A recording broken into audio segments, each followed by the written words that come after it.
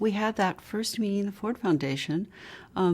Christine sort of left it to us to try and decide the best way to develop the ethnographic process and to develop the teams. We didn't meet with her as an ethnographic team, which was very good because that provided a sense of integrity to the team, that we were not evaluators for the Ford Foundation, but we really were a part of the process for the site.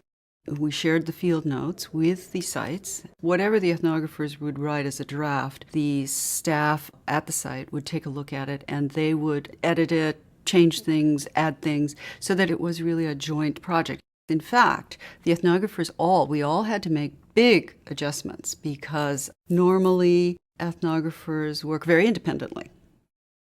One of the interesting things was that the ethnographers sometimes are the most stable personnel in the organization.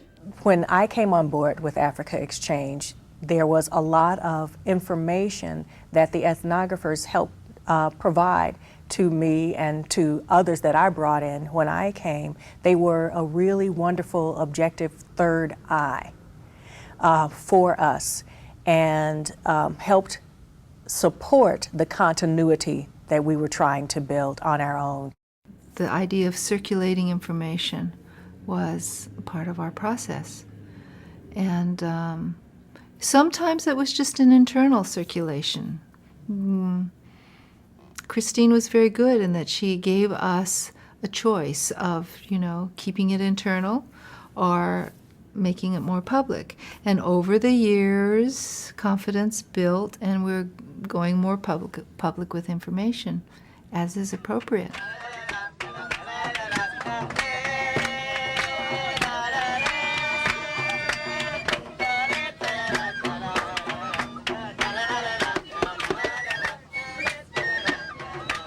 There was not a formal plan for convening all of these organizations at the outset of the initiative. We convened them once when they had all done their planning grants. To the credit of the people at the New England Foundation for the Arts, they came back to me and said that this whole thing is about trying to improve practice and generating knowledge and information, and it's very clear that these folks need access to an overview and they need to have an ongoing conversation through this entire process with each other. And that made all the sense in the world. And there has been then a regular series of convenings for those grantees that were about sharing the experiences of implementing what had been planned and kind of the war stories and learning from each other about what it meant to try these certain things. There's always a little tension, around sharing knowledge in a situation in which you are still hoping for resources from the funder.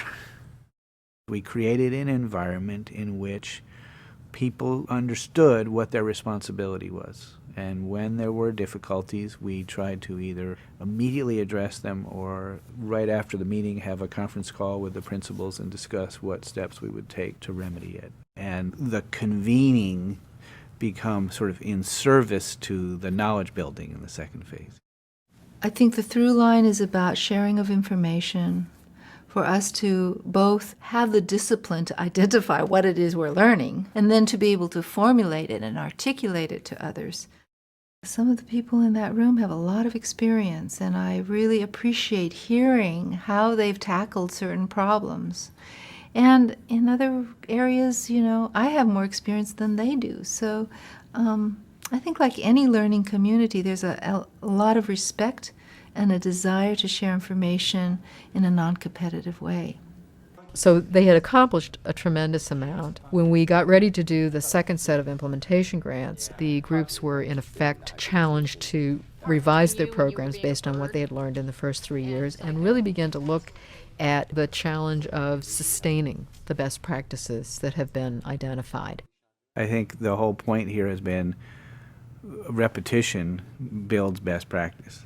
That the reason that such a deep, long commitment was made to each site was so that they could do a project, reflect on the project, and do a project again. And the grantees came up with, I think, a very effective process, a very effective idea, which is that they would meet periodically on one of the key issues that had emerged out of the initiative, and they would hold a convening about that, convening of themselves, of guest artists and guest scholars for a 2-day retreat.